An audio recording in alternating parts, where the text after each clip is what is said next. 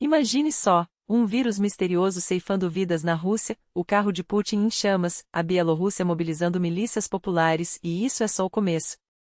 Aqui você vai saber de tudo, com as notícias mais urgentes e impactantes que estão moldando o mundo neste exato momento. E tem mais, o ataque covarde a um hospital em Kharkiv, onde a Rússia não poupou nem feridos nem civis. Enquanto isso, um cessar-fogo na Ucrânia pode ser a armadilha perfeita para os países bálticos, com Moscou já afiando suas garras para o próximo movimento. E se a Terra está ficando sem graça, Elon Musk já convida todos para uma aventura em Marte. Obrigado por estar aqui, por confiar em nós. Essa confiança se fortalece quando você se inscreve em nossos canais, curte este vídeo ou deixa seu comentário. Agora, vamos direto ao que interessa. O ataque que choca até os mais céticos. Não foi um erro, não foi um acidente, foi uma escolha cruel. Assim o Estado-Maior ucraniano descreveu o ataque preciso a Kharkiv na noite de 29 de março. Um drone kamikaze russo invadiu o espaço de um hospital militar, onde soldados ucranianos, já feridos em combate, lutavam pela própria sobrevivência. Os primeiros relatórios falam em vítimas, mas o estrago vai além dos muros do hospital, residências vizinhas também foram atingidas. Esse não foi apenas um bombardeio a um prédio. Foi um golpe contra quem já havia pago o preço mais alto dessa guerra, com sangue, com dor, com a própria saúde. Crimes de guerra não prescrevem. As provas estão sendo reunidas e serão entregues aos tribunais internacionais. Mas a pergunta que não quer calar é: quando isso vai parar? Alguém será responsabilizado? Afinal, tecnicamente, há um cessar-fogo em vigor, segundo a narrativa de Washington e Moscou. E atacar instalações médicas? Isso viola todas as convenções possíveis. Yuri Kamelcho, deputado ucraniano, não tem dúvidas, a Rússia precisa entender uma coisa: nós podemos e vamos responder com ainda mais força. Mas há uma linha que jamais cruzaremos: alvos civis. Algo que a Rússia faz sem o menor pudor. Não acredito nessas desculpas esfarrapadas de um erro de rota ou falha técnica. Precisamos documentar tudo, exigir justiça, apertar ainda mais as sanções e mirar nos alvos militares deles. Cada vez com mais precisão. A economia russa, refém de sua própria guerra. A máquina de guerra de Putin não é só uma questão de poder, é o que mantém a economia russa de pé. E se a guerra parar, tudo desaba. Parece irônico, mas foi o conflito que salvou o Kremlin de um colapso financeiro. Agora, a dependência é tão grande que a paz se tornou uma ameaça. Produção de armamentos, salários de soldados, pensões para famílias de militares, tudo isso injetou um falso fôlego na economia. Analistas finlandeses calculam que pelo menos 40% do crescimento do ano passado veio diretamente dos gastos com a guerra. Ou seja, se o dinheiro parar de fluir para o fronte, o país entra em queda livre. Para se ter ideia, o orçamento de 2024 reservou 160 bilhões de dólares para a defesa, mais de 6% do PIB, um nível comparável aos gastos da URSS no auge da Guerra Fria. Esse dinheiro sustenta fábricas, famílias e regiões inteiras, especialmente as mais pobres.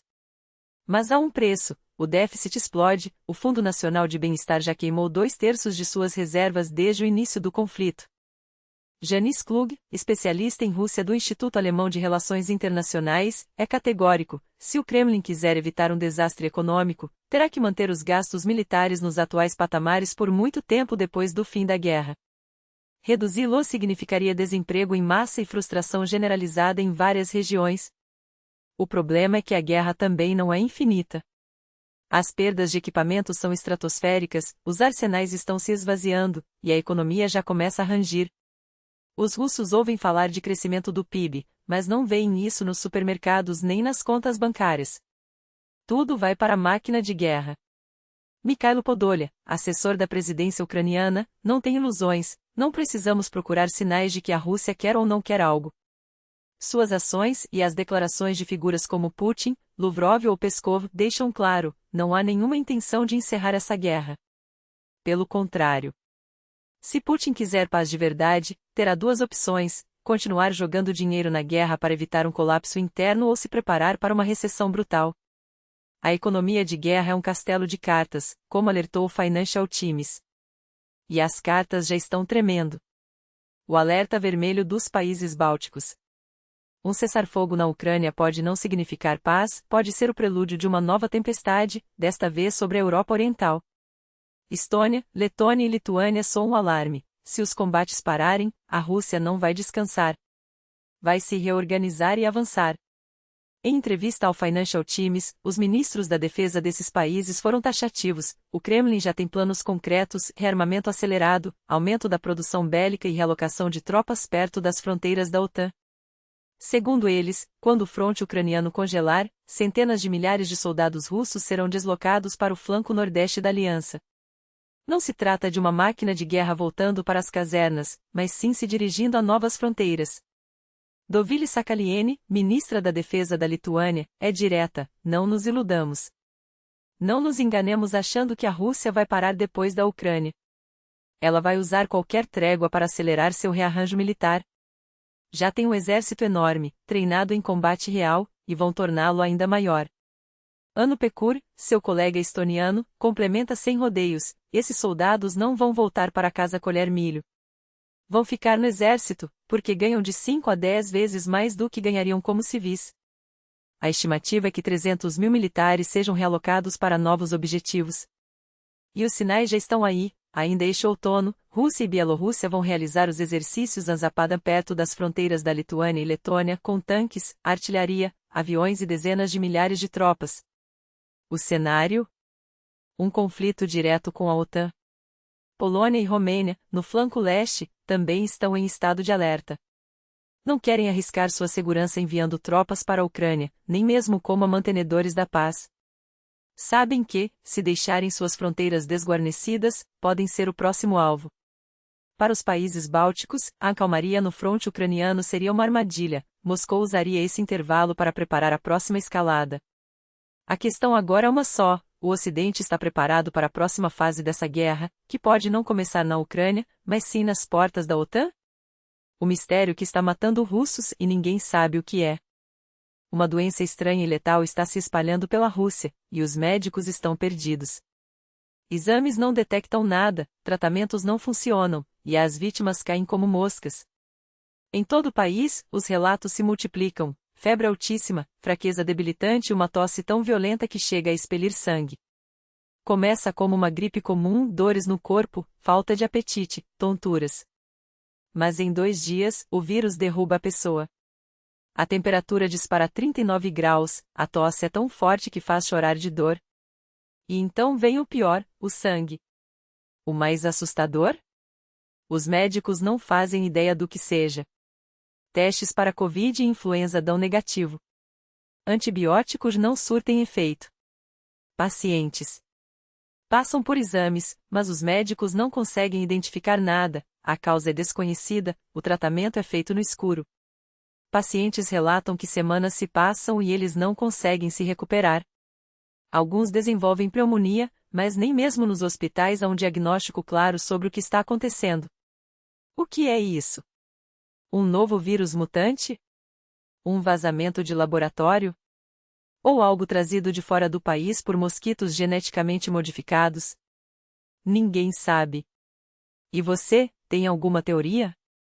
Deixe nos comentários o que pode ser. Presidencial em chamas: o mistério do Aurus que pegou fogo perto da FSB. Moscou acordou com um incêndio que não é qualquer um Aurus Senna, o carro de luxo usado pela elite do Kremlin, inclusive por Putin, foi reduzido a cinzas bem em frente ao prédio da FSB. O veículo, avaliado em 29 milhões de rublos, virou uma carcaça carbonizada em questão de minutos. Segundo o canal Baza, o dono não se feriu, mas o fogo consumiu quase todo o carro, 6 metros quadrados de chamas, e o que sobrou foi apenas metal retorcido. Oficialmente, falam em falha no compartimento do motor. Mas há quem suspeite de algo mais sinistro: um atentado. Afinal, não é qualquer carro que pega fogo assim, do nada, e ainda por cima em um local tão simbólico.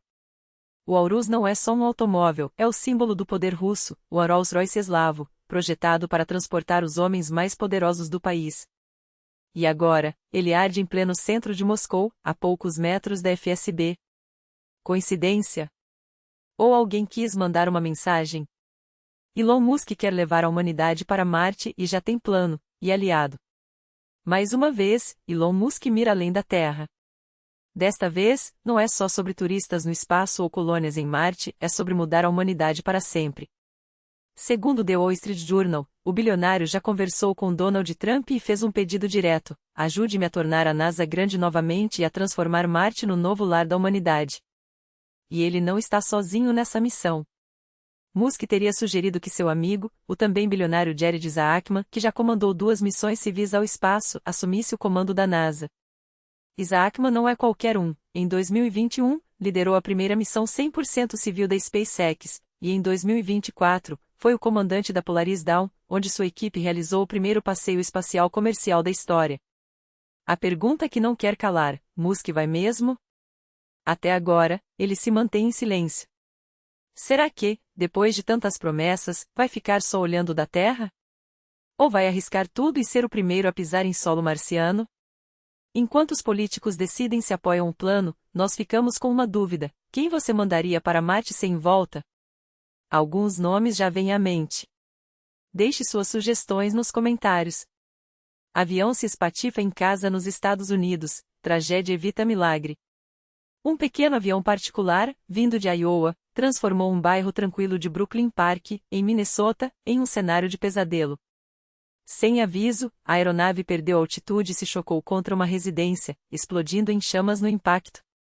Todos a bordo morreram. O avião tinha capacidade para 6 pessoas, mas o número exato de vítimas ainda não foi divulgado. O milagre. Ninguém estava em casa.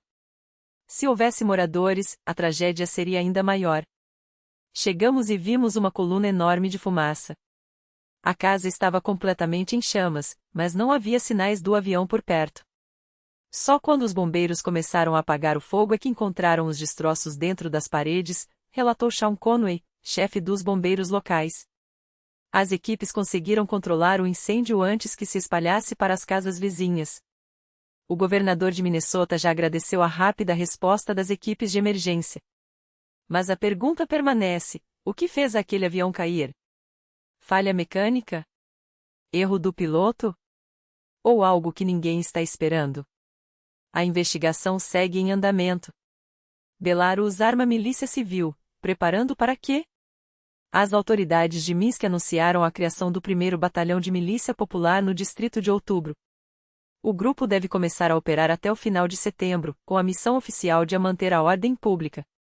Mas será que é só isso? Em março, em Brain, instrutores de forças especiais já treinavam civis em tiro e táticas militares. Segundo o governo, é só para apoio à polícia. Mas então por que ensinar manobras de combate? E o mais importante, contra quem? A milícia está sendo preparada para protestos? Para uma guerra? Ou para algo que ainda não foi revelado? O que você acha? Deixe sua teoria nos comentários. Obrigado por estar aqui. Seu engajamento, comentários, likes e compartilhamentos é o que nos faz crescer. Até a próxima, e que as notícias sejam menos explosivas, literalmente, da próxima vez.